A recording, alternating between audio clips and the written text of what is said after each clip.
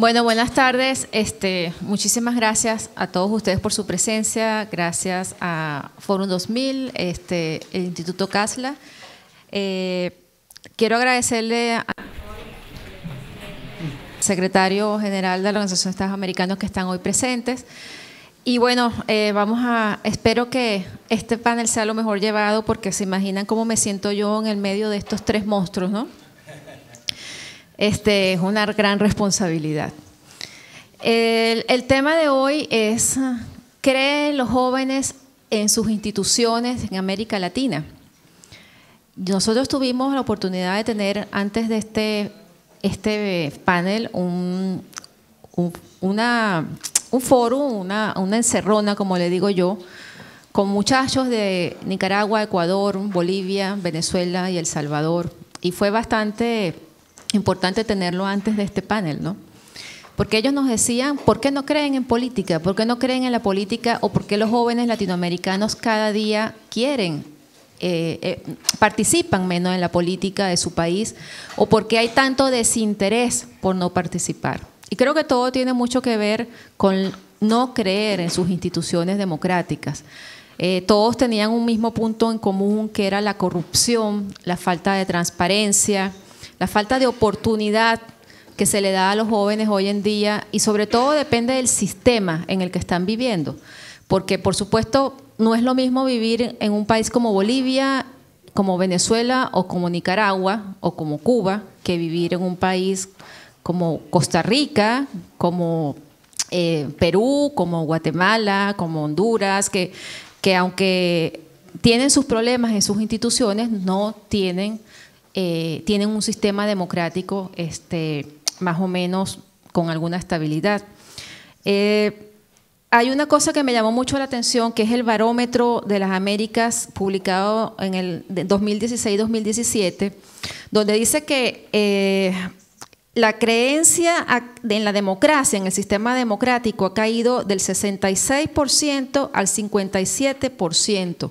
Es el apoyo más bajo que se le da al sistema democrático en las Américas desde el año 2004. Y no solamente eso, sino los países como México, por ejemplo, solamente el 49% de los mexicanos creen en el sistema democrático y el 52% de los brasileños creen en el sistema democrático.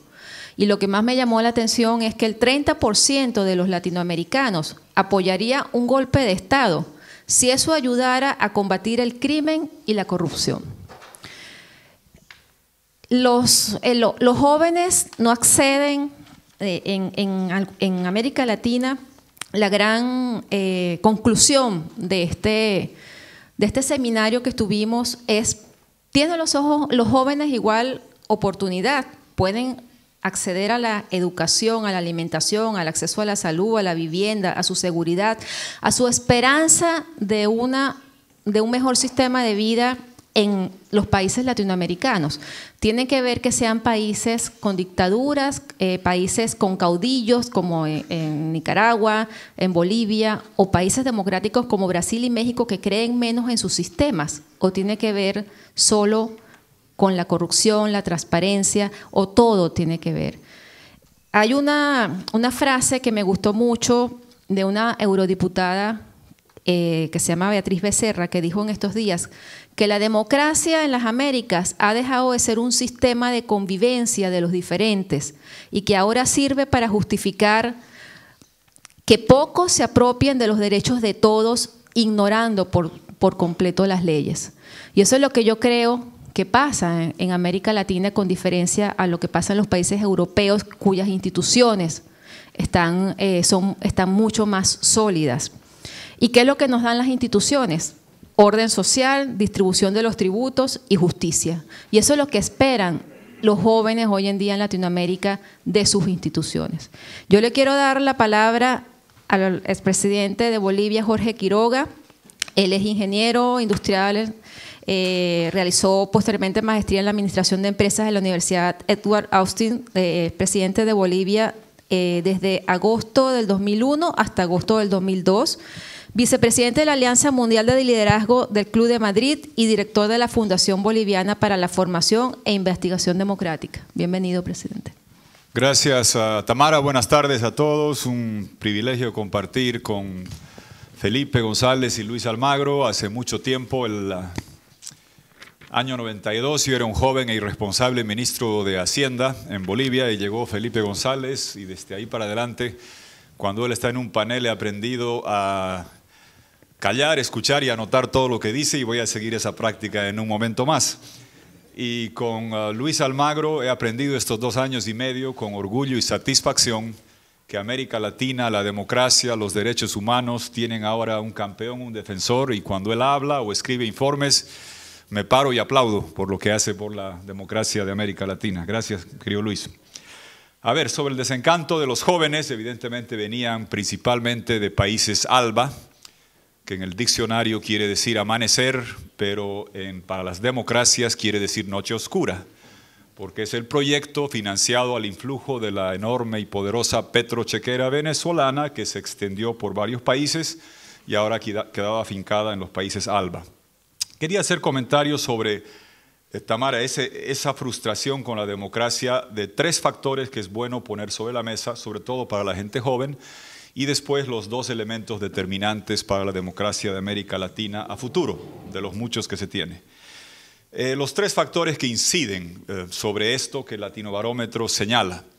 Es indudable que la economía condiciona mucho de la aceptación a la democracia. La campaña de Clinton estaba basada en el 92 en el eslogan "es la economía estúpido", que ese es el tema central. Recuerdo el 2004 con Latinobarómetro en un foro ahí en el Woodrow Wilson, que estábamos y la pregunta era, ¿aceptaría usted un gobierno, no sé si golpe, pero no democrático o de facto, algo así, si le soluciona los problemas económicos o le da respuestas a la corrupción? Y salía más de 40%. Yo le dije a la gente, ¿por qué no preguntan si viene un marciano y te da empleo sin corrupción, usted apoyaría? Va a salir una respuesta alta, no quiere decir que nos convertimos lunáticos. Es en un momento de crisis, como fue 98-2003 en América Latina, la media década perdida, que la gente se desencanta con los procesos democráticos cuando en realidad es muchas veces queja contra el resultado. 2004-2014 fue la década dorada para América Latina, porque muchos hicimos bien la tarea, pero también porque llegó la bonanza china, la insaciable voracidad asiática por materias primas, sobre todo en Sudamérica, que todos en Sudamérica somos superavitarios en energía, comida y minerales, que compraban los chinos a volúmenes crecientes, a precios ascendientes, cobre chileno, hierro brasileño, minerales bolivianos, peruanos, carbón colombiano, petróleo venezolano, aleluya, viva los chinos. Eso se empezó a enfriar el 2014 y ahora este ciclo de bajada va a traer complicaciones. Obsérvese que la satisfacción o aceptación de gobiernos en el apogeo de esta bonanza china, sean en la definición clásica de derecha Uribe en Colombia o de izquierda, aunque como decía Carlos Fuentes, que en paz descanse, si lo de Venezuela es de izquierda, él no estaba de acuerdo, era Mussolini tropical, dijo el gobierno de Venezuela. Pero también tenían buena aceptación, porque con el petróleo a 140 o precios altos había buena aceptación. Y muchas veces también el rechazo a la corrupción, a la política, a la democracia, viene cuando hay un ciclo de bajada económico, como sucedió en ese tiempo 98-2003, ahora llega otro. Segundo elemento en todo esto, ha cambiado mucho el mundo, no cabe duda. El 2007, según Thomas Friedman, es el año del punto de inflexión, porque aparece el iPhone, aparecen los Androids, aparece Airbnb, Google se compra YouTube, y se hace la oferta pública de Twitter y Facebook. Y la gente joven vive de esta manera, mucho más interconectada, conoce más, se moviliza más rápidamente, y cuando hay una denuncia de corrupción se movilizan en Guatemala o en Brasil en contra de estos temas. Dicho eso, el repudio a la corrupción es comprensible, lo respaldamos, pero el problema es la impunidad. Y si algo debemos reconocer del gigante Brasil es que hay prensa libre, justicia independiente y que la corrupción no quede impune, o en Guatemala tampoco quedó impune respecto a estos temas. Y obviamente el último elemento vertiente de esto es los sistemas populistas autoritarios. Yo nunca compartí mucho la definición encasillada de populismo aplicada a Venezuela, porque era populismo para llegar, hegemonía para consolidar, tiranía para perpetuar. Y hace mucho tiempo que ya estamos en la fase tiránica del proyecto de Venezuela. Porque en campaña, bueno, Papá Noel siempre es popular, pues ¿quién no quiere que Papá Noel traiga regalos? El problema es las promesas que no se pueden cumplir en campaña y después, ante la decepción, como dice Felipe, la democracia no te garantiza elegir un buen presidente, sino que lo puedas cambiar. Evitar la salida a través de perpetuarse en el poder. Concluyo aquí pasando rápidamente a las dos claves para América Latina. Podríamos hablar largo de narcotráfico, desafíos de educación y demás, pero permítame poner sobre la mesa dos elementos claves que van a determinar cómo estaremos en el próximo Foro 2000 o hacia fines del próximo año. A ver, América Latina, los próximos 15 meses vienen varias elecciones y no quiero menospreciar la de Costa Rica, Honduras, Chile, pero vienen unas 4 que son determinantes. Viene México-Colombia en junio, viene la de Brasil en octubre, primera vuelta, y obviamente la de Venezuela debería venir. Además de las de término medio de Estados Unidos, que siempre tienen un efecto plebiscitario.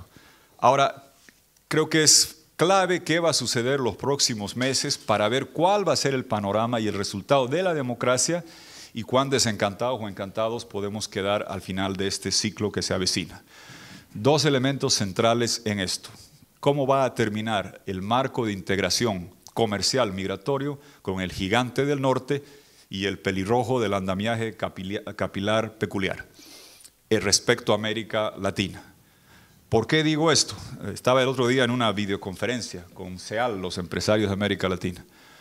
Y me decían, perdón por hacer esperar. Y yo les dije, más bien gracias, porque estaba escuchando al ministro más importante de América Latina, Guajardo, el mexicano, que tiene que negociar los nuevos acuerdos comerciales y migratorios con Estados Unidos y Canadá. Lo está haciendo. ¿Por qué es importante esto? No sé qué hacen ustedes, pero cuando a mí me preguntan en una elección americana año tras año, ¿quién prefieres, el demócrata o el republicano? Yo siempre respondía la licuadora, porque los demócratas, generalmente hablando, son más abiertos a nuestra gente, migratoriamente, y no a nuestros productos comercialmente, generalmente hablando. Los republicanos lo otro, muy abiertos a los acuerdos comerciales, pero no a nuestra gente. Entonces resulta, y yo quería la licuadora, políticas migratorias más de corte de los demócratas y comerciales más del corte republicano, y este aquí que llegó un señor que me tomó la licuadora en negativo, en reverso. No quería ni a nuestra gente ni a nuestros productos. Veremos cómo termina todo esto.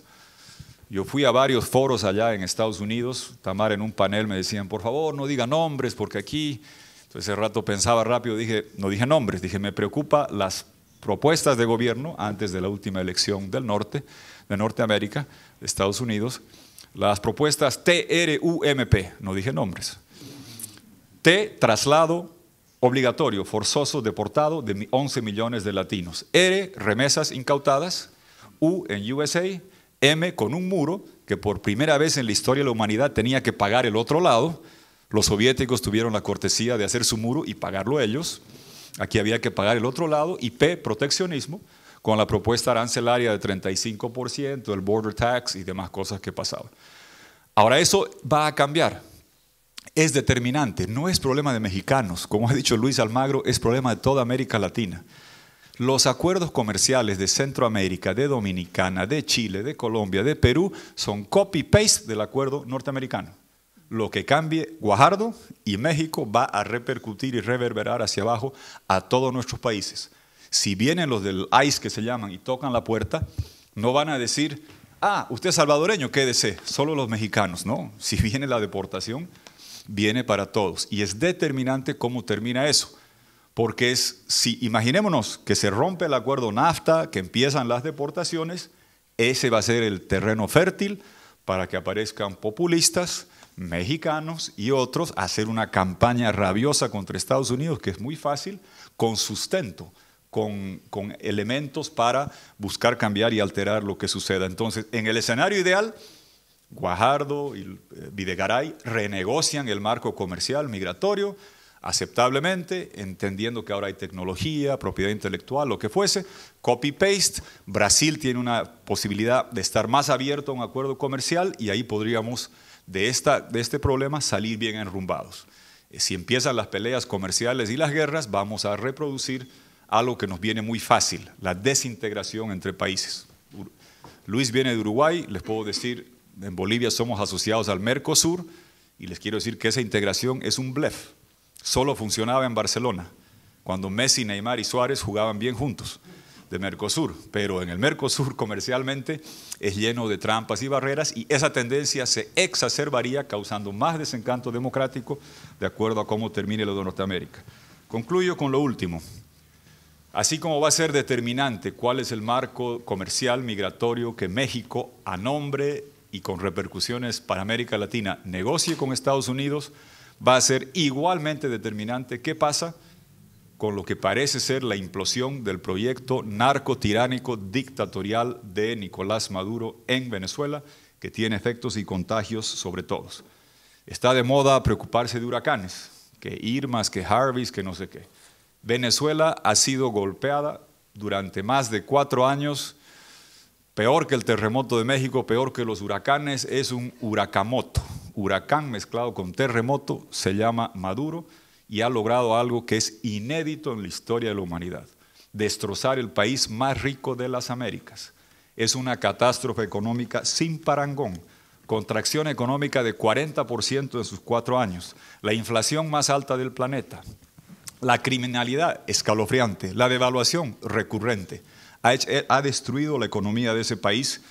Y fíjese, solo 2 distorsiones de las muchas que hay en Venezuela. Temas que son muy sensibles, como el tipo de cambio o la gasolina. En Venezuela, como es un gran negocio hacer esto, la gasolina vale 1 en Venezuela y vale 2.000 en Colombia. Imagínense las oportunidades que hay de arbitraje y de corrupción para todo ese manejo. Y después más fácil es echar la culpa a colombianos o guerra económica. En el tipo de cambio, de 1 a 3.000. ¿Cuánto vale $1? 100 centavos. Pero si eres amigo del régimen, en el Banco Central consigues divisas a un 3.000avo del valor. Nunca ha habido eso. Entonces, ¿qué haces? Una importación ficticia, te robas los recursos, te vas a Andorra y lo manejas como te da la gana para ti mismo. En medio de esta debacle económica, catástrofe humanitaria en el país más rico de las Américas, las mujeres hacen cola interminable en los mercados, las marcan como ganado. Cuando entran, el anaquel está vacío. En el camino, la inflación les devora la cartera. Cuando salen, los criminales las asaltan. Cuando llegan a la casa, el vecino está enterrando un hijo por malaria, difteria, comen de la basura y cocinan a leña en una petropotencia. Imagínense a la debacle económica esta catástrofe humanitaria. Ante el descontento, ¿cuál fue la respuesta?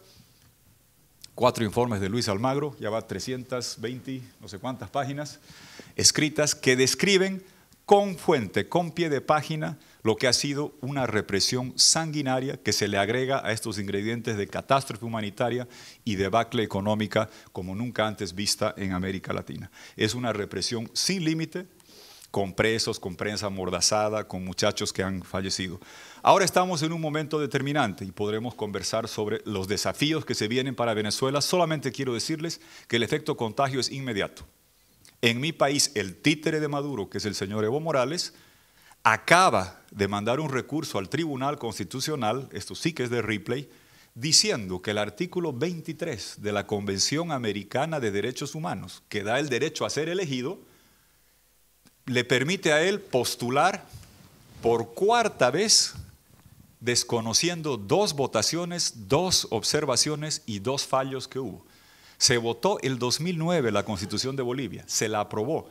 Morales salió, lo tengo grabado en los videos, dijo: soy generoso, querían 2 reelecciones, yo solo 1, así de su boca, lo dijo. Elección observada por la OEA, Raúl Lago, uruguayo, observó el informe en el Consejo Permanente, dice, se votó esta elección, resultado fue tal, 1 sola reelección, 2009. 2016, referéndum, para cambiar esa limitación de 2 mandatos. Morales dijo antes de votar: si gana el no, me voy a ir a mi casa, ¿qué voy a hacer? No puedo hacer golpe, dijo.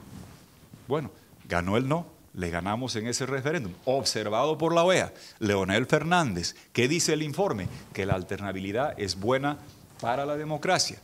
2 votaciones, 2 observaciones de la OEA, 2 fallos de su Tribunal Constitucional servil y sumiso, que fallaron sobre esta materia 2 veces en el referéndum y en otro fallo, certificando que la restricción estaba vigente.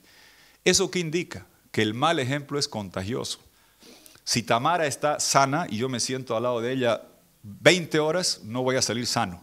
Pero si está resfriada, de repente empiezo a tener problemas. El mal ejemplo es contagioso. Imagínense que un gobierno, el de Bolivia, que pisotea todas las cláusulas de protección de los derechos humanos, de derecho a apelación, de derecho a debido proceso, a juez natural, todas, ahora quiere invocar esa convención como si el derecho a ser tirano fuera un derecho humano. Imagínense la dimensión de lo que estamos hablando. Por eso no cabe duda, yo siempre supe lo que pasa en Venezuela nos va a afectar a nosotros y va a terminar repercutiendo absolutamente con todos.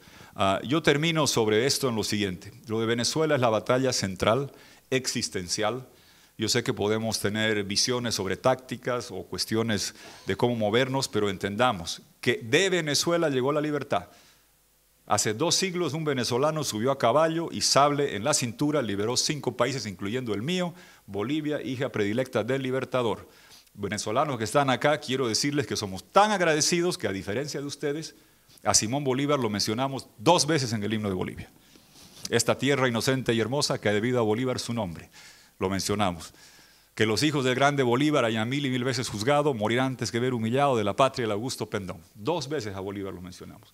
Y sabemos que así como Bolívar nos trajo libertad, la lucha que están librando todos los venezolanos nos va también a traer libertad a todos. Aquí no está una admirable mujer, Diana López, que entró a Ramo Verde, lo sabe bien Felipe, una y otra vez, esa sí que es hermana. Las mías me quieren, pero no sé si hubieran hecho esto. Cuando a Leopoldo le requisaban en Ramo Verde papel y lápiz porque era material subversivo, la hermana le daba la piel de papel para que le escriba el libro que prologó Felipe, en la piel Leopoldo López. Eso es piel de papel. Esa hermana que le puso el alma a su pariente, a su ser querido, para que le escriba el libro como piel de papel. Pero igual, y lo que más nos debe alentar, que así como hay eso, también hay otra persona que no puso la piel de papel, se puso el papel en la piel. La Carta Democrática Interamericana, la Carta de Derechos Humanos eran papel que no servía de nada, hasta que llegó un secretario general que se la tomó en serio y se puso el papel de la Carta Democrática, de las Cartas de Derechos Humanos en la piel y lucha como si es un venezolano nacido en Uruguay, pero es un demócrata sobre todo. Y si la hermana Diana puso el alma, aquí Almagro, él sí puso el alma. Muchas gracias. Es Almagro. Gracias, Jorge. Bueno, señor secretario general, yo creo que ya lo presentaron, así que adelante.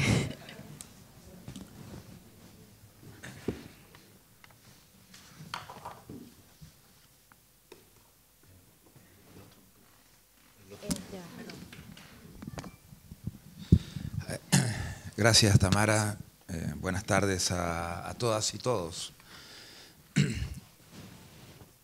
Voy a ser esencialmente breve, primero porque es inevitable sentir que de alguna manera soy un usurpador, en el sentido de que se está preguntando este panel si los jóvenes creen o no creen en las instituciones en Latinoamérica. Y por más esfuerzos que he hecho y por más complejo de Peter Pan que llevo encima, tengo unos cuantos años y me siento usurpando un poco el derecho ese de los jóvenes de decir qué es lo que les gusta o qué no les gusta en la política y en las instituciones latinoamericanas de hoy. Lo peor que me puede pasar además es ser paternalista en la conceptualización de esto, sobre todo que de alguna manera en mi gestión pública me ha preocupado qué piensan o qué esperan los jóvenes de la actuación de la política y de las instituciones. Y cuando he tenido que hacerlo, he recurrido a preguntarle a los jóvenes qué es lo que quieren, qué es lo que piensan, qué es lo que desean. Y tener esa conexión directa.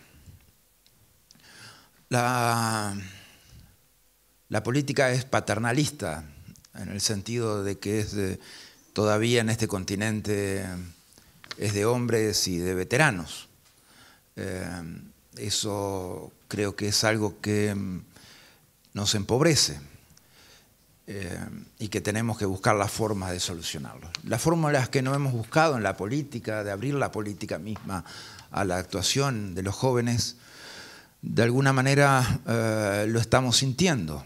Estamos sintiendo desde la política muchas veces la desactualización de los partidos políticos, la desactualización de las instituciones y la desactualización de muchos políticos veteranos que tienen que lidiar con una sociedad en la cual el empoderamiento de los ciudadanos viene de los propios ciudadanos. Hoy la participación política es distinta porque los ciudadanos han encontrado métodos, medios, tecnología como para hacerse oír. Han demostrado una lógica que han tenido siempre a la hora de alzar su voz, y es el coraje manifiesto, la osadía y la irreverencia. Tres conceptos los cuales yo admiro mucho, sobre todo porque sirven para desestructurar, sirven para desfosilizar y sirven para lograr que conceptos perimidos, arcaicos y anacrónicos tengan que ir dando paso a nuevas ideas y nuevas conceptualizaciones. Igual me siento lejos, a pesar de todas estas preguntas y a pesar de los diálogos necesarios. Siento que todavía nos queda muchísimo por asimilar de ese empoderamiento. Nos queda muchísimo por hacer, más que preguntar qué es lo que quieren, qué es lo que desean y cuáles son los intereses que quieren ver representados y cómo los quieren ver representados. Siento que todavía estamos en una etapa en la cual el funcionamiento de la democracia representativa nos ha puesto lejos de algo que, uno de los discursos que más admiro, que es el que Bobby Kennedy hizo ante la Universidad de Cape Town, y en la cual refería a Alejandro Magno, el veinteañero Alejandro Magno que conquistó el mundo conocido en ese tiempo, o el joven treintañero Thomas Jefferson, que dictaminó para la Declaración de Independencia de los Estados Unidos que todos los hombres son creados iguales.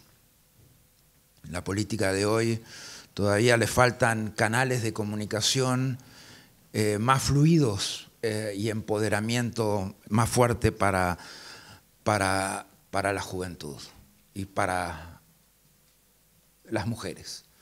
Eso todavía está pendiente en nuestros funcionamientos de los sistemas democráticos. ¿Cuáles son las responsabilidades que tenemos que asumir? Las responsabilidades que tenemos que asumir y que deben ser las soluciones que las instituciones deben proveer, deben dar.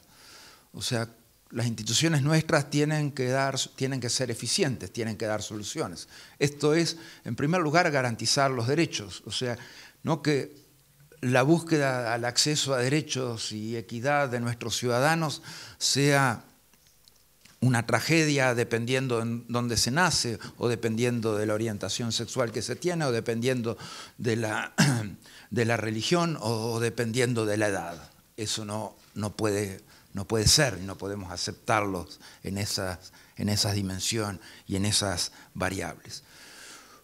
La ineficiencia de las instituciones también muchas veces en asegurar las necesidades básicas de los ciudadanos, la seguridad al salir a la calle, la seguridad para andar por el mundo, para para vivir una vida digna y plena. Cuando nuestros jóvenes todavía tienen la opción o ser víctimas de la violencia o terminar integrando una banda criminal, no son opciones válidas para la juventud. Cuando la buena parte de los jóvenes, un porcentaje altísimo de los jóvenes en nuestro continente, ni tienen la opción de trabajar, ni tienen la opción de estudiar. Y la sociedad los victimiza de esa manera, pero además les pasa factura, conceptualizándolos como niní, pero no son ni que estudian ni que no trabajan, son que no tienen la oportunidad de estudiar, no tienen la oportunidad de trabajar. La incertidumbre que le generamos a los jóvenes a la hora de plantearse una carrera, la incertidumbre que le generamos a los jóvenes respecto a su futuro profesional, la incertidumbre que le generamos a los jóvenes respecto a sus posibilidades laborales. Nuestras instituciones todavía están lejos de dar respuesta a eso. Y estamos perdiendo porque los recursos humanos que surgen de la juventud, los recursos humanos de la juventud son los más vibrantes, son los más inquietos, son los que pueden generar las mejores oportunidades para mover la sociedad hacia adelante y para abrir esa sociedad. Entonces, ¿qué es lo que conceptualizamos hoy? La enorme distancia que hay entre los jóvenes de hoy en nuestro continente y las soluciones que los mismos necesitan. Y en ese camino, lamentablemente, está la política y están las instituciones. Y la política y las instituciones todavía le están haciendo recorrer a los jóvenes ese camino con mucha pesadumbre, con mucho dolor, con mucha injusticia. Entonces, esas sociedades definitivamente tienen que estructurarse de otra manera. El acceso a derechos no puede ser un vía crucis. La salud, la educación no pueden depender de los astros o de la cuna o del nivel económico y social de la familia donde se nace en Latinoamérica. No puede depender de las variables discriminatorias, no puede depender de un continente que fundamentalmente es el más desigual de todos, no desajustado solamente en variables de distribución, es desajustado en variables de acceso a derechos y de equidad. Muchas gracias, señor secretario. Para presentar al presidente Felipe González, presidente de España, antes de presentárselo y sacando una pequeña nota de lo que ustedes han dicho, no son los sistemas, ¿no?, los que garantizan que los jóvenes o que los ciudadanos confíen en sus instituciones, porque ni siquiera aquellos países que gozan de democracia pueden garantizar eso. La garantía la da, como lo decía el secretario general, el acceso a estos jóvenes a un mejor futuro, ¿no?, y a una esperanza de una mejor vida, y no justamente el sistema democrático, sino… Si bien hay países como Venezuela, Nicaragua, Bolivia, que no lo garantizan porque son sistemas no democráticos, hay países que son democráticos que tampoco la garantizan, ¿no? Presidente, bienvenido. Sí, gracias, muchas gracias a Luis y a Tuto Quiroga. Bueno, aquí la dificultad es que estamos demasiado de acuerdo en nuestros análisis, ¿no? Entonces, no hay demasiado contraste, entre otras cosas porque creemos en la democracia, ¿no? Y no creáis que eso es una declaración banal, es que cada vez hay menos gente que sepa lo que significa creo en la democracia y por tanto respeto las reglas de juego, creo en el Estado de Derecho. Cuando antes Tuto Quiroga me mencionaba, es verdad que lo conocí, yo hace 21 años que salí del gobierno, 21, o sea, era un poco más joven que ahora, créanme. Y con la voluntad de no volver, nunca más. No, nadie lo creyó. Ahora ya casi empiezan a creerme. Y he oído decir muchas veces esto que acaba de mencionar Tuto, lo va a hacer distendido porque los temas son demasiado graves para ponernos solemnes. La democracia no garantiza el buen gobierno. Lo que garantiza es que echamos al gobierno que no nos gusta. Y cuando falla la democracia, no los podemos echar. Entonces, lo que ha pasado en las calles de Venezuela con esos muchachos jóvenes gritando por la libertad y por el pan, por cierto, pero gritando por la libertad es un fenómeno curioso. de verdad nos importa la libertad y la democracia cuando la perdemos, pero cuando la tenemos nos parece banal? Es para pararse a pensarlo, como diría Antonio Machado, allá en los tiempos de la República Española y de la guerra aquella incivil que soportamos. Decía a los jóvenes, yo recomiendo que hagáis política, porque si no, la política de todas maneras se hará, y se hará sin teneros en cuenta o en contra de vosotros. Era un buen argumento para decirle a los jóvenes, pero es verdad que además nos gusta halagar a los jóvenes, sobre todo los mayores que quieren que esperen un ratito para cederles el espacio, le dicen esta cosa estúpida: el futuro está en vuestras manos. Pues claro, a mí me quedan 3 telediarios, ¿en manos de quién va a estar el futuro? En el fondo lo que están queriendo decir, esperen un rato, hombre, no tengan prisa, que tienen toda la vida por delante. Y yo les digo, no esperen, punto, ya. Ahora, les añado, para no caer en la demagogia del halago, el futuro está en vuestras manos, en la de los jóvenes. No hay ninguna garantía de que sea mejor. Depende de vosotros. Si no, seguimos con la misma demagogia de decir, no, usted es bueno por ser joven. No, usted es joven por lo que es, pero que sea bueno o no está por ver. Hay que comprometerse, hay que cambiar las cosas, y el compromiso es lo que va a definir lo que va a ser el futuro. Por tanto, en ese juego, hombre, yo digo, ¿por qué la democracia, que no es una ideología, y cuando la hemos recuperado en el área hispanoamericana, iberoamericana o como quiera, la hemos recuperado muchas veces como una ideología? Es decir, llegó la democracia, se arreglaron mis problemas. No, si es un mecanismo de convivencia. Por eso repito, y a veces frustra, un mecanismo de convivencia con reglas, con normas que hay que respetar incluso para cambiarlas. Porque si uno no respeta la norma, se va a la selva y queda en manos de la tiranía. Cuando hay hombres por encima de las leyes, la tiranía está a la puerta. Por tanto, la democracia es una manera de organizar la convivencia, de elegir a nuestros representantes y de echarlos. ¿Por qué es superior la democracia a largo plazo? Lo diré también en tono chusco. Porque como a nadie nos gusta que nos echen, tratamos de hacerlo lo mejor posible, ante el temor de que nos echen. Y eso cuando pasan muchos años, pues resulta que van mejorando las condiciones de vida de los ciudadanos. La institucionalidad democrática es siempre por eso superior. También me preguntan, porque goberné muchos años, 13 y pico, me preguntan cuál es el balance de su gobierno. Lo hacen otros y dicen, modernizó no sé cuánto de la democracia. Digo, miren, cuando salí del gobierno pensé que había contribuido a mejorar España respecto de cuando llegué al gobierno. Ese es el balance. Y si detrás de mí vienen otros y otros y otros, 10 más, que cuando terminen su periodo de gobierno pueden decir, ¿y usted qué hizo? Pues creo que contribuí a mejorar la situación de mi país respecto de aquella que tenía cuando llegué. Punto. Después ya uno no hace el discurso del Estado de la Nación diciendo, hice la ley de educación, por cierto, y la de la sanidad pública y no sé qué. Hay un tema general, pues yo quería hablar de Venezuela, qué raro, ¿verdad?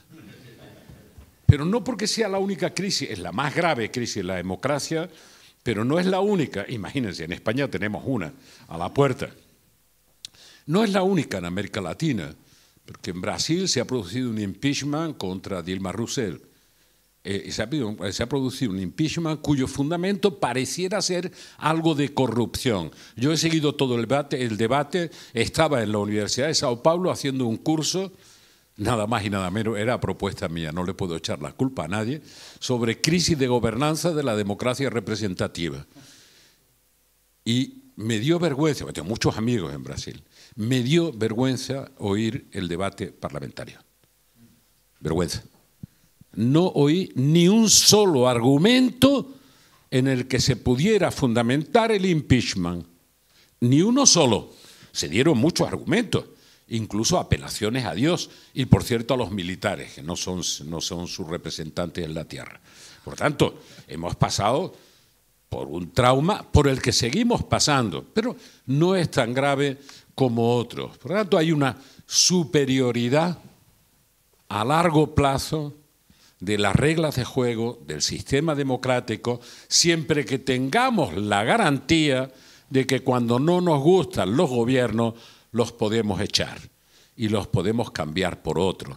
Siempre que seamos capaces de comprender, hay una diferencia entre lo que veo en Europa, a pesar de la crisis europea, y lo que veo en América Latina. Algunas diferencias. En Europa hay un aprecio por los bienes públicos en forma de servicios públicos que crea un elemento de resistencia y de cohesión en la sociedad frente a cualquier ataque a los bienes públicos o a los servicios públicos. Incluso cuando llega al gobierno alguien que no le gusta tanto una sanidad pública universal, pero se tienta la ropa antes de tocarla. Pero no sé si en América Latina hay algún líder político o caudillo, que se confunde, liderazgo y caudillismo, y muchas veces se prefiere a un caudillo antes que a un líder. No sé si les resultará fácil ganar las elecciones explicándole a los ciudadanos que va a poner en marcha un sistema nacional de salud de acceso universal y gratuito con X prestaciones. Eso suena chino. Ahora, si se sube a la tribuna alguien diciendo que va a dar subvenciones de no sé cuánto tipo a unos y a otros, a lo mejor sube clamorosamente a los cielos como Chávez. Por tanto, nuestra propia vinculación con bienes públicos compartidos, con servicios públicos esenciales para definir el futuro, no se muestra en los procesos electorales. En los procesos electorales uno vota con aquellos que van como repartiendo un dinero que no es suyo a base de subvenciones. Por tanto, tendríamos que reflexionar cuál es el trasfondo de este problema. Eso, digamos, en la cultura europea, después de muchas amarguras, esto no funciona así. Aquí los bienes públicos son bienes públicos y la gente tiene un apego a los bienes públicos. Y los servicios públicos están interiorizados en la sociedad. Usted puede reformar o no sé qué, pero ni siquiera Margaret Thatcher, cuando ordenó a sus especialistas estudiar cómo se privatizaba la sanidad británica, a los suyos, y a los 3 años yo ya estaba en el gobierno y tenía buena relación con ella, sus propios especialistas le dijeron, mire, verá, señora, mejor no lo toque, porque no tiene ninguna alternativa que le vaya a mejorar esto. Pero ella era tozuda y no lo tocó, pero lo degradó, por si acaso, para ver si había alguna oportunidad. Pero era su manera de verlo. ¿Cómo puede ser un servicio público? Pues no quiero que sea un servicio público. Bueno, y todos los especialistas le dijeron, mire, como mejor funciona es así, y lo demás, no digo que no haya, hay concertaciones privadas y tal. Bueno, entonces vuelvo a lo que antes, que era una provocación de Tuto, a lo que antes hablábamos. Vamos a ver, en mi larga vida política yo no he visto nunca un proceso de destrucción institucional, económica, productiva, de seguridad ciudadana y de libertades más rápido y más dramático que el que ha conseguido Maduro en Venezuela. Nunca. Nunca. Bueno, hago una excepción. Nunca, salvo una guerra como la de Siria, pero sin guerra. Una destrucción tan sistemática, yo no la he visto nunca. Bueno, claro, es una cleptocracia que para devaluar todos los valores de la democracia ha devaluado incluso el nombre de Bolívar en forma de moneda, que le podían, por lo menos por respeto a Bolívar, cambiar el nombre, porque no vale nada, absolutamente nada. Incluso sin valer nada, sirve para enriquecerse, antes robándose la riqueza y ahora explotando la pobreza. Incluso hoy, explotando la pobreza, explotando las bolsas de comida de los clubs. Por lo tanto, nunca he visto ese fenómeno, nunca, con tanta intensidad y tan rápido. Y les voy a decir, confío en esa rebeldía de la gente en la calle, pidiendo libertad. Confío en eso, pero no tengo seguridad de lo que va a pasar.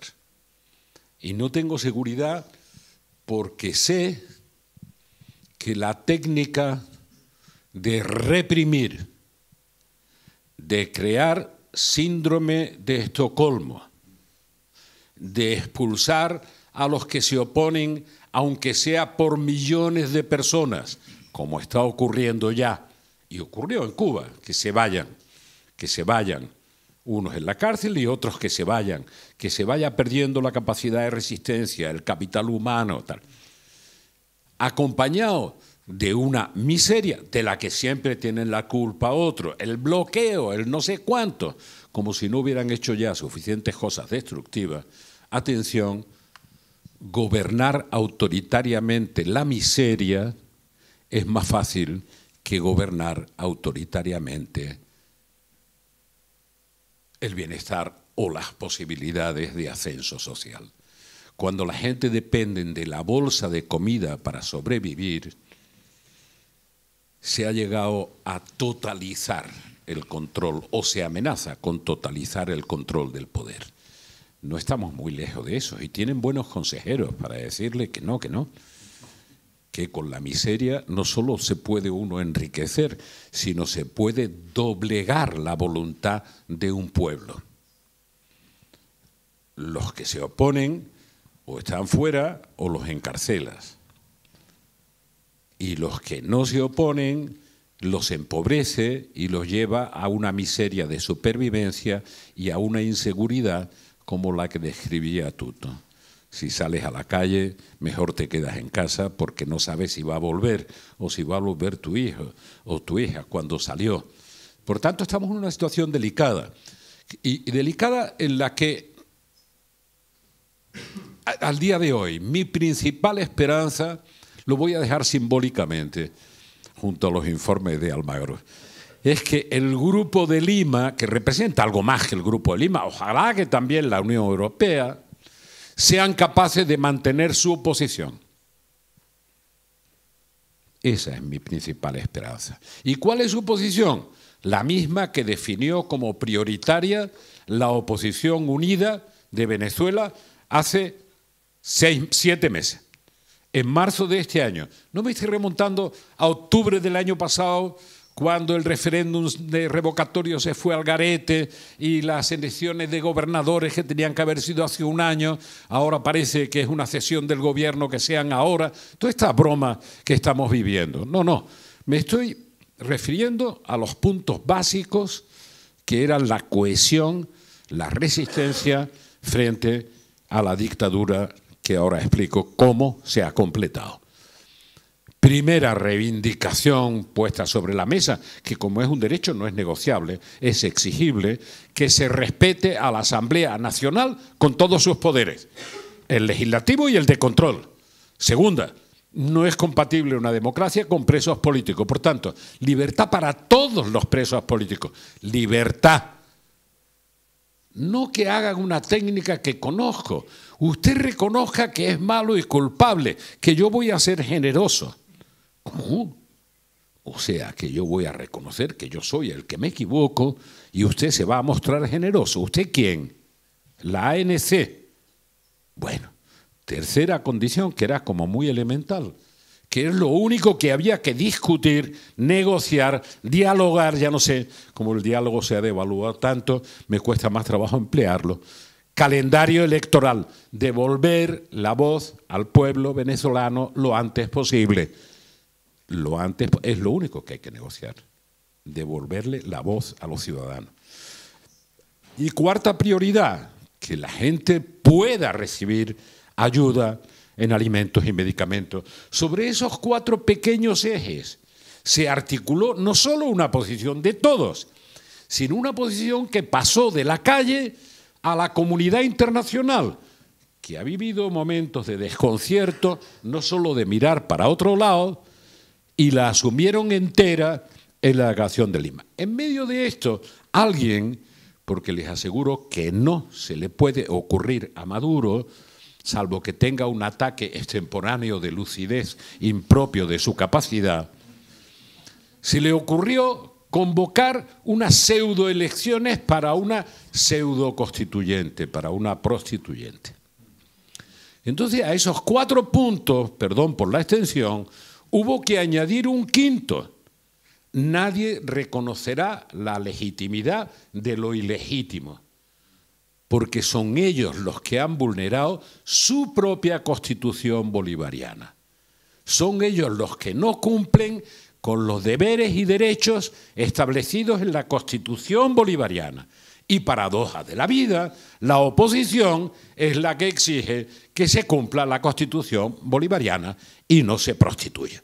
Digo paradojas porque obviamente, probablemente no hubieran hecho la misma Constitución, pero la que hay les vale y exigen legítima y democráticamente que se cumpla. Que se cumpla. Pero digo, han devaluado tanto la revolución bolivariana como la moneda, exactamente igual. No creen en nada, es una cleptocracia de no sé cuántos caracteres, porque no es solo de la droga, es de todo, han robado todo.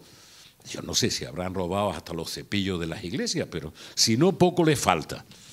Todo, se lo han robado, todo, se lo han quedado todo. Y ahora se están robando el hambre de la gente, que me recuerda a un paisano de mi tierra en los tiempos de la Restauración, que le pedían el voto a cambio de algo y decía, no, en mi hambre mando yo, ya no me queda nada en que mandar, por lo menos en el hambre, déjeme que mande para sentirme libre. Por tanto, por favor, volvamos a lo razonable, y lo razonable es salvar la democracia de Venezuela y salvarla manteniendo esas 4 prioridades sin cederlas. Oigo decir que se está negociando que haya elecciones presidenciales para final del año 18. Menuda concesión de Maduro, que podría haber argumentado que a él no le vence el plazo en el 18, porque lo acaba de nombrar la prostituyente. El día 3 de agosto, primera decisión de la constituyente fue elegir presidente de la República a Maduro, lo cual le quita la legitimidad de origen de la elección del 2013 y le da la legitimidad del poder originario, que dice que está en la Asamblea Constituyente, no en la Asamblea Nacional elegida democráticamente. Por tanto, ¿qué ha pasado? En el 7 de diciembre de 2015, cuando comprendieron que habían perdido las elecciones, empezó un golpe de Estado contra la Constitución bolivariana. De 2015, ese día empezó. Ya, algunos creerán que no. Reconocidos los resultados, contaré 4 anécdotas. Por la propia Consejo Nacional Electoral, que obviamente es tan imparcial como todo el mundo sabe, pero reconocidos los resultados, de pronto eliminan los resultados del Estado Amazonas y dan de baja a 4. ¿Pueden ustedes creer que el Estado Amazonas sigue sin estar representado en la Asamblea Nacional? Sin estar representado. Si hubiera habido razón para anular ese resultado, que no fuera que la oposición no tuviera los 2/3 a los que llegaban con eso, pero si hubiera habido alguna razón y hubieran tenido un mínimo patriotismo de país, no digo de sentido democrático, ¿cómo pueden dejar a un territorio fuera de la representación en la Asamblea Nacional desde hace más de año y medio, como si no existieran? Imagínense el grado de respeto que pueden tener a eso. Pero ese mes de diciembre, como no tomaba posesión la nueva asamblea hasta el 5 de enero de 2016, lo aprovecharon para cambiar la Corte Suprema y la Corte Constitucional. La asamblea derrotada, la saliente, y hacer así una pinza a la nueva asamblea para que no pudiera ni legislar, ni controlar al gobierno, ni las cuentas públicas, ni aprobar el presupuesto. Es decir, anularon a la asamblea y a sus poderes representativos. Hicieron 21 leyes, si no recuerdo mal, una de ellas de amnistía, 21. De las 21 le anularon 20. Dice, ¿y qué pasó con la otra? Que no la firmó Maduro, por tanto no ha entrado en vigor. 21. Así empieza el golpe. Es verdad que ahora la fiscal Ortega dice que ella ha denunciado que se ha roto el hilo constitucional hace 6 meses. No, ya lleva roto una temporada un poquito más larga y le agradecería mucho que lo reconociera, aunque ella estuviera de la otra parte de la raya, que lo estaba, pero que la Constitución se han burlado de ellas. Y el remate de la burla, donde se completa todo el ciclo del golpe de Estado, es la Asamblea Nacional Constituyente. Y esa Asamblea Nacional Constituyente quieren hacerla reconocer por la oposición a costa de lo que sea. De lo que sea, directa o indirectamente. En esa maldita Asamblea Nacional Constituyente, absolutamente ilegal y antidemocrática, han hecho una supuesta comisión de la verdad, que para que sea verdad, la presiden ellos, la componen ellos y juzgan no lo que han hecho ellos, sino lo que no han hecho los demás. Por lo tanto, y así estamos todos los días, todos los días. Por tanto, digo a la comunidad internacional que le pueda llegar, sigan sin reconocer ese engendro que es el remate de las libertades posibles en Venezuela. No lo acepten. Sigan priorizando los 4 elementos en torno a los que se ha articulado la oposición y la calle. Y no reconozcan la Asamblea Nacional Constituyente, que esto es como el embarazo, no es estar un poquito embarazada o menos embarazada, que en el momento en que se ceda se acabó, porque ellos dicen tener el poder originario, y el originario significa que vuelven a nombrar a Maduro, que hacen lo que les da la gana, arbitrariamente. Y yo les pido a la oposición, más allá de la posición de uno o de otro, que nunca cedan el reconocimiento de la ilegitimidad, porque acabarán con la esperanza de vida democrática en Venezuela. En lo demás, prefiero que no haya discrepancias, pero no entro en las discrepancias. Lo que digo es lo que ha pasado, y por eso quiero que el Grupo de Lima más la Unión Europea se tome en serio que estamos destruyendo una democracia, se ha destruido ya por parte del gobierno, fundamental para América Latina, que no es una isla y por tanto que tiene lo que acaba de decir Tutó Quiroga, y que no es que nosotros estemos defendiendo a lo de otros, no, estamos defendiendo lo de todos. Y si no nos damos cuenta, no defenderemos ni lo de otros, ni lo de nosotros, de todos nosotros. Por eso me gustaría de verdad que se mantuviera esa capacidad, esa conciencia clara de la comunidad internacional. Tienen una hoja de ruta muy fácil. Yo les he dado 4 puntos y el rechazo de la constituyente. Pero si quieren material de trabajo, que lean los informes de Luis Almagro. Son un poco largos.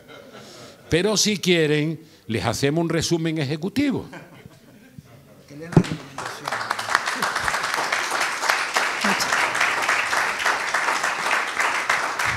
Muchas gracias. Aló, muchas gracias, presidente. ¿Me oyen? Sí.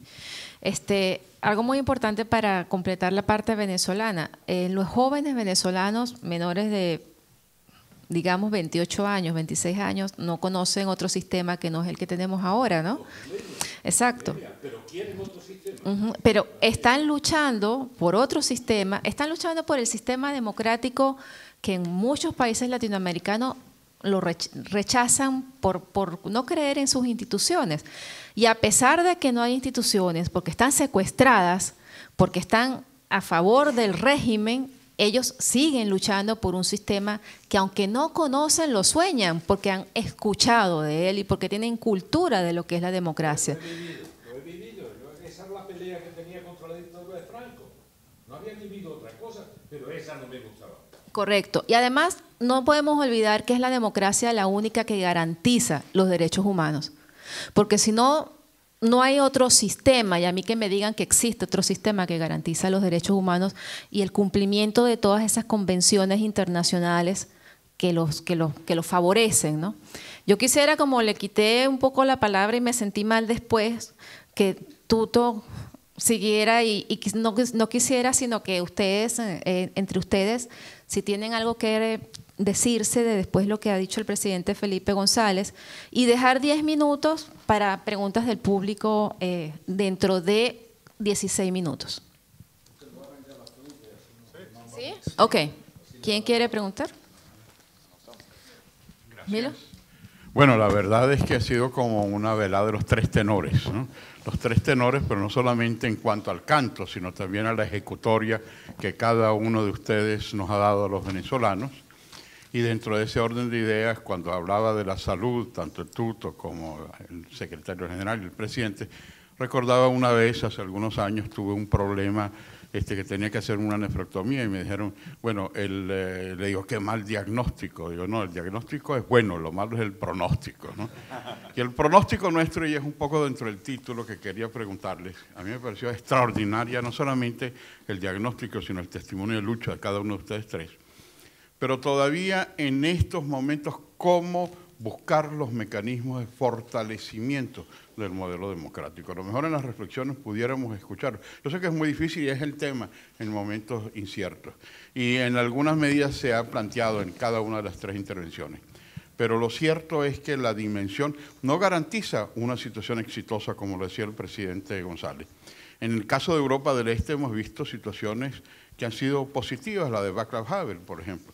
Pero han habido otros países que también dentro de la implosión fue un fracaso. Entonces, ¿cómo garantizar que no es solo el cambio brillantemente expuesto por ustedes de lo que vivimos, pero ese pronóstico, cómo podemos nosotros en tiempos inciertos fortalecer esa nueva opción? Es una pregunta muy difícil y que se está debatiendo en varias mesas, pero creo que es el enfoque que sería importante, sobre todo por la gran sabiduría que cada uno de ustedes tiene. Milos, pásenle a Manuel, vamos a hacer 3 preguntas y ustedes las responden. Sí, muy rápido. Esta pregunta viene desde el desayuno, así que casi como que la tengo bien elaborada, porque se hablaba de que en Venezuela hay una matriz de articulación para generar presión. Algunos optan exclusivamente por la calle, otros optan por participar en el proceso electoral, otros optan por unir ambas cosas. Pero se decía que al final debe llegar al diálogo. ¿Sí? Y me gustaría que me aclararan si estoy expresándome mal en ese sentido, que debe llegar al diálogo de alguna manera entre las autoridades y la oposición. En todo caso, mi pregunta viene por lo siguiente. En la hoja que describía Almagro, expresaba que la cleptocracia actual no tenía salida, porque sabía que su salida era la entrada a la cárcel, creo que sí lo entendí bien. Y no tenía salida, una, porque estaba implicada en el narcotráfico, dos, porque estaba implicada en la corrupción. Así que hay 2 salidas ahí que están taponadas. ¿Cómo negociar con alguien que sabe que no tiene salida? Es decir, cómo llegar al punto de poder establecer una negociación con alguien que tiene la misma conciencia que puede tener los otros que no tienen ninguna salida en el proceso. Okay, Leopoldo y después Fredo y ya respondemos. Buenas tardes, gracias a todos. Mi nombre es Leopoldo Gómez de Nicaragua. Mi nombre es Leopoldo Gómez de Nicaragua y tengo una pregunta para el secretario Almagro. Secretario, usted ha venido haciendo denuncias constantes contra el régimen de Venezuela, lo cual eso es loable para las personas que están luchando por su libertad ahí. Pero en Nicaragua está haciendo algo distinto, cuando tenemos a un régimen igual, un régimen que está vinculado con el de Venezuela, un régimen que viola las leyes y que ha hecho fraudes electorales desde el 2008. La pregunta sería, secretario, yo he participado, trabajado en estos procesos electorales, he sido testigo de los fraudes que hemos denunciado. ¿Por qué se eligió al señor Penco como delegado de la observación electoral de este noviembre, como el jefe de la delegación electoral? Ya que él ha sido muy cuestionado por los nicaragüenses, por los fraudes electorales que ha avalado a Ortega. Esa es mi pregunta. Gracias. Fredo, cortico. Ok. Allá. Y listo. Es que son muchas. ¿Qué tal? Muchas gracias por esta excelente presentación.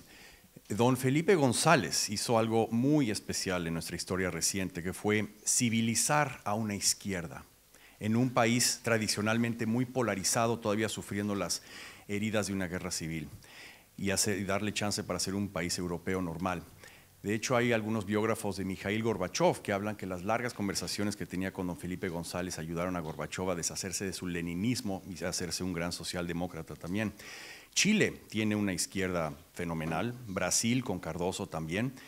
Varios países de Latinoamérica no la tenemos. En México, por ejemplo, tenemos una izquierda que abiertamente admira al castrismo en vez de, digamos, a la socialdemocracia. Mientras usted, Felipe González, se ha convertido en el padrino, como sabemos todos, de los demócratas venezolanos desde que nos falta Václav Havel. Entonces mi pregunta es, ¿qué toma? ¿Hay alguna fórmula? ¿Qué toma para civilizar al ala izquierda del AVE democrática para que pueda surgir sanamente? Gracias. Okay. ¿Quién responde al señor Milos? Voy a empezar por el final. Okay. Ayuda mucho que se civilice la derecha. Eso ayuda mucho a civilizar a la izquierda, créame. Y no es tan fácil como parece, ¿eh? No es tan fácil. Si vemos a Estados Unidos, imagínense. Pues no va a estar como dicen en México, va a estar canejo, ¿eh? Porque, mira, antes lo decía Tuto, porque hablaba también de los populismos y tal. Siempre me inquieta cuando aparece eso. Siempre he dicho, no hay nada más peligroso que un populismo de izquierda, salvo el de derecha. Y como ese argumento no colaba, le he dado las gracias al Altísimo porque haya ganado Trump.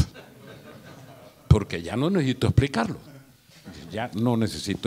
Entonces, pero hay un tema que me preocupa más y que he debatido seriamente en México. Antes que denunciar el peligro del populismo, que no es otra cosa mezclada con el nacionalismo, que respuestas simples a problemas complejos, aprovechando las emociones, no es más que esa sería la definición más fácil. Pero antes que denunciar eso, nosotros tenemos que reflexionar sobre en qué hemos fallado para abrir tanto espacio al populismo, de cualquier signo. De cualquier signo. Porque en algo habremos fallado. Pues yo acabo de estar en Berlín. En Berlín, lo que llamaban la Große Koalition, la gran coalición, ha perdido 15 puntos en las últimas elecciones. Por tanto, ya empieza a ser una menos grosse y la próxima elección será no mayoritaria. ¿Y quién han crecido? Han crecido los xenófobos de extrema derecha, que recuerdan los peores tiempos de Alemania, con un 13,5%, un 14%. Entonces, ¿cómo hacerlo? Es verdad que la convivencia civilizada ayuda, pero ayuda una cosa que hoy está en entredicho, en la anomia que vivimos en el planeta Tierra. Y es que el respeto a las normas, incluidas las que no te gustan, para cambiarlas de acuerdo con los procedimientos democráticos, es la base de la convivencia. Pero hoy eso está en cuestión. No me gusta la norma, me la salto. Y lo democrático significa que me la salte. Y si me la salto por mayoría, en lugar de cambiarla por los procedimientos mayoritarios, ya estoy legitimado. Pero cuando se legitima esa vulneración del Estado de Derecho, se legitima cualquier otra, decir lo contrario. Porque es un problema de forma y de fondo. Es un problema cualitativo, no solo cuantitativo. Y esto, verán, hay un sucesor de Almagro en su anterior responsabilidad que hace no mucho tiempo me dijo, lo mantendré en un anonimato que él inmediatamente va a descubrir. Mira, Felipe, hemos aprendido una cosa importantísima en la izquierda latinoamericana, que no hacen falta las armas para ganar elecciones, que también se ganan con votos, que no es solo por las botas. Y una vez que hemos aprendido eso, hombre, a ver si hablamos, porque ahora nos queda que aprender qué se hace cuando se gana. Que ganar ya sabemos, pero una vez que ganamos, ¿qué se hace para mejorar? Que él parece la intención básica. las condiciones de vida de los ciudadanos. No para mantenerse en el poder, no para luchar por totalizar y controlar los poderes, se haga lo que se haga, no para traicionar la propia legitimidad de origen democrático. Después, usted hacía una pregunta, digo, yo hago un repaso ahí muy rápido, hacía una pregunta, me hicieron cuando perdí las elecciones después de casi 14 años, iba ganando elecciones, y me pregunta, una pregunta típicamente periodista, oiga, ¿por qué ha perdido usted las elecciones? Digo, si lo supiera no las hubiera perdido, es obvio. ¿Cómo? No me pregunte por qué las he perdido, porque bueno, ahora voy a hacer a toro pasado no sé cuántos análisis de por qué las perdí. Lo que sí sé, como decía Luis Almagro, es que estamos en una crisis de gobernanza de la democracia representativa y que hay algunos elementos razonables de participación dinámica que hay que incluir sin perder la serenidad del proceso de toma de decisiones que no se me entendió bien esta mañana, típico de las democracias representativas. ¿Por qué digo la serenidad? Porque ante un crimen horrendo puede haber en un momento determinado un 80% de la opinión pública partidario de la pena de muerte como castigo. Y a los 6 meses de pasar el crimen horrendo puede haber un 80% de opinión pública en contra de la pena de muerte. Por tanto, conviene estar muy atento, hacerse cargo de las aportaciones y del estado de ánimo de la gente que hoy lo expresan en muy buena parte en las redes sociales, pero también expresan los cabreos, las angustias, las mentiras, lo expresan todo. Es muy difícil discernir qué es verdad y qué es basura de todo lo que circula, según dice nada más que el que manda en Google, ¿no? Dice, bueno, este es el basurero de la historia, ¿no? Por tanto, hay de todo. Hay que hacerse cargo del estado de ánimo de la gente. Si uno no es sensible a ese estado de ánimo, ahora que denunciamos todo, la galopada de la corrupción en la que entra todo el que ha sido político. Yo sigo siendo multimillonario según las redes sociales. Y les aseguro que no me importaría hacerlo, pero no tiene nada que ver con la verdad. Todavía con 75 años me gano la vida yo trabajando. Nadie me la regala. Por tanto, luego, dentro de esa confusión quiero hacer algo que también sirve para aclarar. No hay nada más corrupto ni nada más impune que un sistema dictatorial, autoritario, totalitario. El hecho de que uno no pueda pedir responsabilidad ni siquiera a través de la prensa no significa que la podredumbre de dentro no sea infinitamente mayor. Bueno, poder quedarse con todo sin que nadie lo responsabilice. Bueno, y solo una mención sobre lo otro breve, diálogo o no diálogo. Yo creo que el gobierno de Venezuela pide diálogo para no dialogar. Eso es lo que yo creo. Pero nunca me negaría a sentarme en la otra parte de una mesa con cualquiera, siempre que sirviera para mi país. Nunca. Entonces, yo no reprocho que uno se siente o no. Lo que reprocho es que no se sepa para qué se sienta. Eso me preocupa. Sentarse o no sentarse, igual. Ahora, sentarse para exigir lo que es exigible, que son los derechos, y para negociar lo que no son derechos, porque hay que negociarlo. Pero los derechos se exigen. ¿Por qué no sentarse? Claro. Y lo curioso es que cuando el gobierno de Venezuela está más aislado internacionalmente, es el que más grita diálogo, diálogo, diálogo. Pero como tiene el estilo que tiene, van a dialogar sí o sí. Y si no dialogan, yo le impongo el diálogo. Espérese. Quizás lo de diálogo no lo entendió del todo usted, que es el logo del otro. No imponer nada al otro, ¿no? Bueno, pues eso. Pero cuando clama tanto por el diálogo y hace lo contrario de lo que indica el diálogo, es decir, no respeta ni su propia Constitución, hay que verlo con prevención, porque lo que quiere, y lo comprendo, es romper un aislamiento internacional que lo llevará al default en 4 meses. Sin dar nada a cambio.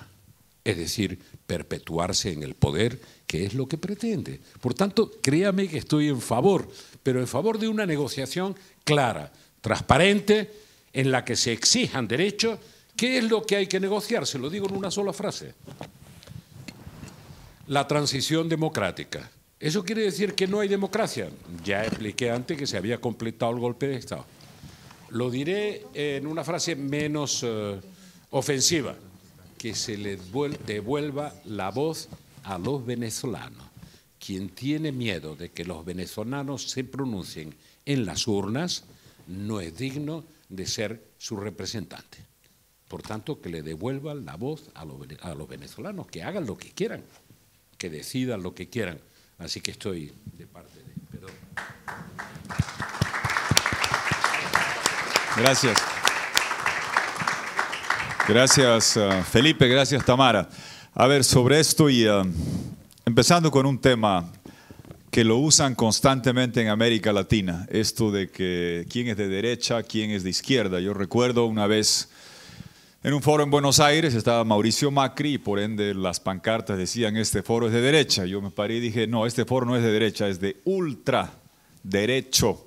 A pensar diferente sin caer preso, a expresarte abiertamente sin ser amordazado, a aspirar a vivir en una sociedad con derechos. Yo creo firmemente que hay que caminar por el camino derecho, de esos derechos que defiende Almagro, y con el corazón a la izquierda para ayudar a los más empobrecidos de la sociedad, porque se usan muchos estereotipos sobre esta materia, empezando en Venezuela, que denostan todo el día la privatización, y la empresa más grande de América Latina fue privatizada para el beneficio y uso de una persona y un régimen. Esa sí fue privatización. Denostan todo el día al imperio y es el único país, todos hemos renegociado deuda. Uruguay, en Bolivia, campeones del mundo, 11 centavos el dólar pagamos. Me decían los bancos que iban a colgar, lo hicimos y no pasó nada. Argentina lo hizo, Brasil lo hizo. El único que siempre cumple puntualmente y escrupulosamente con el capitalismo salvaje de Wall Street, adivine quién es Nicolás Maduro, mientras le hace un default gigantesco al hambre de su pueblo, que lo usa para chantajear, como decía Felipe, y destruye ese país. La importancia de lo que está en juego en Venezuela, yo mi país le explico de la siguiente manera. Me dicen, ¿quién va a gobernar Bolivia a fines del 2019? Yo siempre le pido, giren las cámaras, no filmen la testera, filmen la galería de invitados. Si haciendo no sé qué, instalando el narcopetrosoviet y una tiranía perpetua, sigue en el poder Nicolás Maduro, garantizado que va a seguir Evo Morales, no importa cuántos de nosotros estemos presos, no importa cuánto viole la Constitución. Y no sé qué efecto tendría sobre otros países. Imaginémonos que entra a la galería en enero del 2020 no solo Nicolás Maduro, sino también un espécimen especial de México. Ahí estaríamos en una situación más complicada. Ese es el efecto, y porque entiendo eso hago esta lucha, y además mi hija mayor se acaba de casar con un pana venezolano y yo quiero que mis nietos venezolanos y bolivianos crezcan en países libres. Comentarios rápidos sobre lo de Venezuela. Lo que decía Felipe hay que entender. En Venezuela se dio de diciembre, olvidemos lo de antes, o dejémoslo de lado, no olvidemos. De diciembre de 2015 para adelante, el golpe continuado en cámara lenta. Yo digo la triple doble C. Paso 1, doble C, castrar el Congreso, como explicó Felipe, con el Poder Judicial que dejó funcionalmente cerrado el Congreso. Paso 2, cancelar comicios. El revocatorio, donde se jugaba el mandato y había las firmas, fue cancelado a través del diálogo, que es un término bonito, que empieza con D, pero que Maduro buscó esa D de diálogo para diferir el revocatorio, para desinflar la calle, para destruir Venezuela, para desactivar la aplicación de la Carta Democrática de Almagro. Hay que reconocer que cumplieron el objetivo. Ese era el fin del diálogo. No era un mecanismo para encontrar una solución, era un sistema para consolidar la dictadura. Y después de castrar Congreso, cancelar comicios, vino esto del candado constituyente, que es el Soviet versión 2017 en Venezuela, con reglas tales que Maduro, con 10% del voto en municipios rurales, más los designados que él tenía, conseguía mayoría. Alquimia dictatorial, sin referéndum previo, sin referéndum posterior, como decía Felipe, violando la Constitución de la que se ufanan y que van blandiendo por el mundo. Ese es el ciclo que siguieron ellos avanzando en esta dirección. Y mientras tanto, la destrucción que suma y sigue. Se robaron los recursos de 18 años de bonanza petrolera. el pasado se lo robaron. El presente, todo el sistema de reservas y ahorro, también se lo robaron. Retiraron los recursos del Fondo Monetario, vendieron el oro, hipotecaron el gobierno nacionalista, soberanista, hipoteca la faja de Orinoco a los chinos y Citgo a los rusos. Y nos dan lecciones de defensa de la soberanía. Y no contentos con eso, se están robando el futuro. Con los bonos de hambre que describe Ricardo Hausmann, donde a Goldman Sachs, que no le hace falta plata, le están pagando intereses exorbitantes por encima del 40% para robarse hasta el año 2030 de lo que queda de Venezuela. Ese es el tamaño de la destrucción. Creo que lo clave acá es, concluyo con esto, lo que decía Felipe. En la carta de Parolín, tanto que nos gusta y al gobierno, referirse al Vaticano, en diciembre, no sé cuándo fue exactamente, fines de diciembre de 2016, la carta de Parolín señalaba los 4 elementos: canal humanitario, Congreso, libere a los presos. ¿Y cuál es el cuarto? Elecciones, perdón. Elecciones, sí, perdón. Fecha, cronograma electoral, canal humanitario, libere a los presos. Sí. Así es. Allá solo es con humo, allá es con humo blanco. Y no se hizo, no se cumplió. En el punto en el que estamos ahora, para cerrar esto de Venezuela, entendiendo la importancia, hay que retomar esos 4 puntos, más el quinto, que es el que ha surgido, que ya está en el Grupo de Lima, que está en varios lugares. No reconocer el narco-petro-soviet, que sería la instauración de una suerte de Cuba 2017 en Venezuela, que es el tema clave, y seguir con el tema de las sanciones. Ojalá que en España y en Europa las impulsen, porque lo más cercano que hemos logrado hasta ahora es Estados Unidos, Canadá, la Declaración de Lima, que la desconoce, y sería bueno sobre el tema de avanzar sobre lo de en la Unión Europea. Concluyo con lo siguiente. Estuvimos el 15, 16 de julio en la consulta popular. Yo nunca antes había visto una movilización ciudadana, societaria, espontánea, en contra del Estado, en contra del sabotaje del Estado, de la dimensión de lo que vimos ese día en Venezuela. Y como yo soy medio avesado, o por lo menos desquiciado en eso, me fui a los barrios chavistas, me fui al Paraíso, me fui a la zona de los Verdes, a las zonas así, donde el 2007 me insultaban. Y quería ver qué había pasado. Y ahora insultaban al gobierno en barrios que eran ultra chavistas. Y la gente, pero así, en estado de ebullición total, rechazando esa dictadura en un ejercicio como nunca antes visto. Reconforta eso. Duele la noche anterior. Hablamos con las madres de todos los chicos, no todos, pero buena parte de los que habían caído en esa lucha.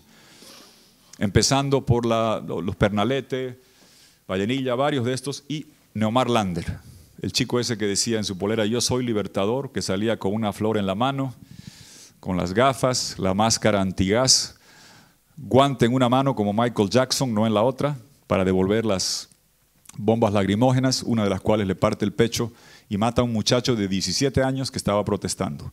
Iba por delante con un guante para proteger a la gente de atrás, eran los libertadores que venían delante.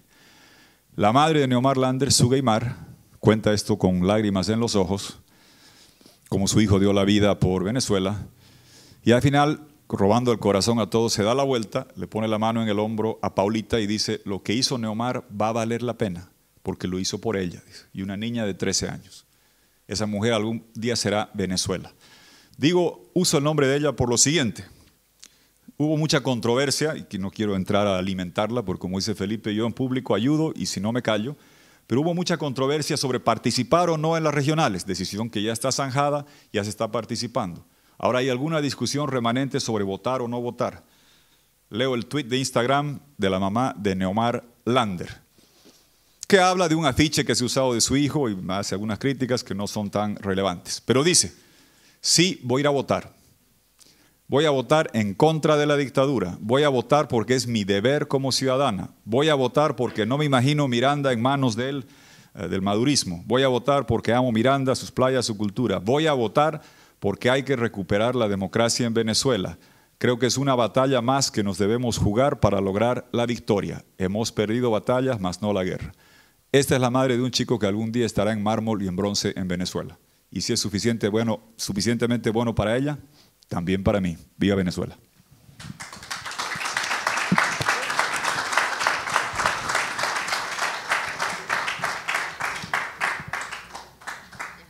está un poco más lineal con las preguntas. ¿Qué se puede hacer para fortalecer la democracia? Primero es una tarea de preservación y ergo tenemos que atacar las variables que significan erosión de la democracia o malas prácticas contra la democracia. Esto significa en el continente, las variables principales de erosión de la democracia tienen que ver con cooptación de los poderes judiciales, o sea que el trabajo sería de garantizar las dinámicas de independencia de los poderes judiciales, garantizar las dinámicas de funcionamiento de los poderes legislativos y cómo los mismos pueden ser más eficientes. Atacar los temas de corrupción, que son otras de las variables que definitivamente constituyen elementos fundamentales de erosión. El otro es ir a más.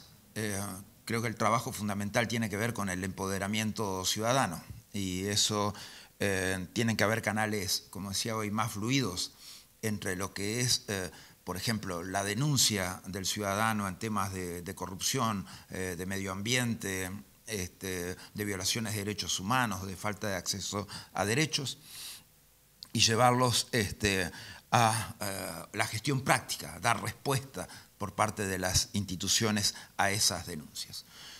Y lo otro también es que nuestras instituciones sean estructuradas de una manera más eficiente y que el funcionamiento de las instituciones sea mucho más eficiente. Esto a veces es un tema complejo. Como he visto, a veces las propias instituciones necesitan poca reestructura, pero necesitan mucha educación. A veces la educación pasa por la educación del funcionario, la educación del burócrata y la educación que tiene que darse para que tengas mejores capacidades para dar mejores respuestas. Porque esas respuestas son las que piden los ciudadanos. Los ciudadanos cuando denuncian corrupción, cuando denuncian inseguridad, cuando denuncian falta de acceso a derechos, bueno, entonces ¿cómo se resuelve eso y cómo se le acercan esos derechos? Creo que son lógicas de manejo que deberían funcionar y que de hecho en los 5 años que fui gobierno en Uruguay con José Mujica funcionaron. Y a veces Mujica queda en un refranario y queda en lo anecdótico, pero creo que lo más grande de Mujica es que su gobierno batió año tras año récord de inversión, batió año tras año récord de exportaciones. Bajó año tras año el desempleo hasta llegar al mínimo histórico que tuvo jamás en la historia del Uruguay.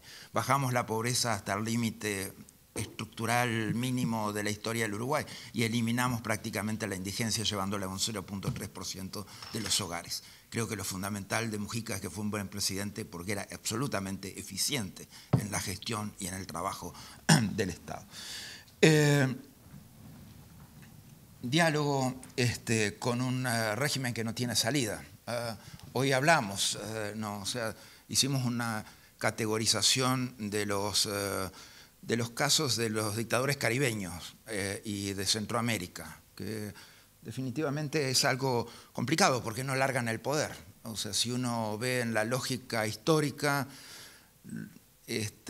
mueren en el poder o son asesinados o es una revolución que los derroca o hay un golpe de Estado. Se van para España, Luis, no te olvides. Hay un golpe de Estado. Se van para España, que ha ido mucho.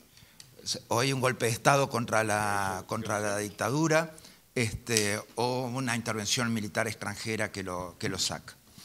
Y el propio Trujillo Pobre fue asesinado, pero ninguna de estas variables son políticamente correctas, obviamente, y ninguna de estas las podemos poner sobre la mesa a la hora. O sea, ¿qué es lo que tenemos que forzar? Forzar una negociación que sea sustancial, y para eso yo creo que todavía faltan acciones, faltan muchas más sanciones. A veces, el presidente se refería a los 4 puntos de hace 6 meses, y creo que la carta de Parolín tenía esos puntos en diciembre del año pasado, y mi informe los tenía en mayo del año pasado, o sea, hace 1 año y medio, y tenía otros 4 puntos más que es aspectos funcionales de la dictadura. hoy es más que tiempo de, eso es tiempo de la acción, es tiempo, creo, de los dos caminos que hemos elegido en el marco de la Organización de Estados Americanos, la Secretaría General. El campo de la acción tiene que ver con apoyar la institucionalidad democrática de Venezuela, los magistrados que juramentaron, la fiscal destituida, etcétera, etcétera. Los alcaldes correteados o perseguidos por el régimen, los diputados que también están en la misma situación.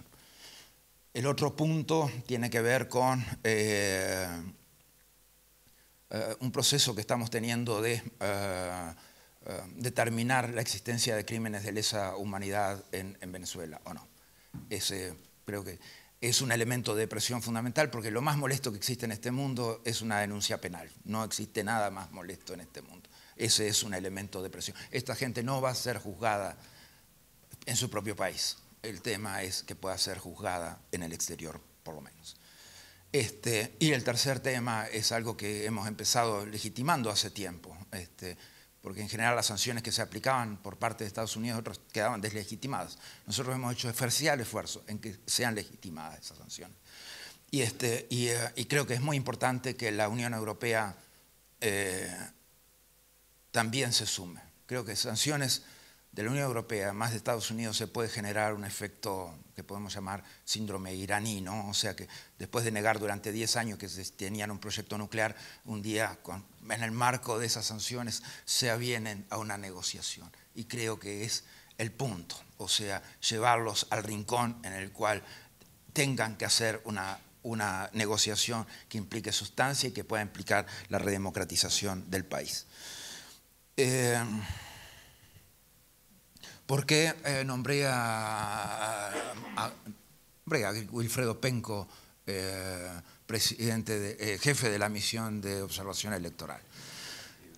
Porque es presidente de la Corte Electoral de Uruguay, porque tengo absolutamente confianza en él, porque es un presidente de corte de un país que nunca ha tenido un fraude en la historia, y porque pongo las manos en el fuego, que definitivamente va a hacer su trabajo con absoluta seriedad. El último punto, ¿en qué venimos fallando? Y eso es izquierda o derecha. Yo creo que fallamos cuando, fundamentalmente, pero lo que siente más la gente es que fallamos cuando nos alejamos de los principios y los valores democráticos. Tanto izquierda como derecha, cuando se alejan de principios y valores democráticos que no son tan difíciles de identificar. Son las libertades fundamentales, la libertad de expresión, es la probidad republicana, es la separación de poderes, es el multipartidismo. O sea, cuando nos alejamos de eso es que empezamos a fallar. Y eso, ¿sabe qué? El populismo obviamente que apela a dinámicas emocionales, por lo tanto es un poco distinto. O sea, el populismo puede hacer un programa que sea un popurrí de cosas. Obviamente a veces pega contra algún principio, a veces pasa lejos de todos, pero no tiene una lógica orgánica de responder a esos principios y valores fundamentales. Entonces, creo que lo que tienen que tener en cuenta los políticos de hoy son los principios y valores, estos que tienen que ver con democracia y derechos humanos. Y cuando nos alejamos de ellos, fallamos como políticos, definitivamente. Bueno, muchísimas gracias. Perdón. Solo quiero añadir una cosa, porque aquí no se trata de quedar bien. Yo creo que es posible negociar una salida para los que no encuentran salida. Lo creo. Incluso podría explicar lo que pienso, pero sería tanto como dificultar la salida. Pero creo que es posible. Hay límites que no se pueden rebasar y no se deben rebasar, pero buscar salidas para convivir en paz y en libertad sí se puede y se debe. Y los que lo hemos hecho no nos podemos haber arrepentido de haberlo hecho porque nos salió bien.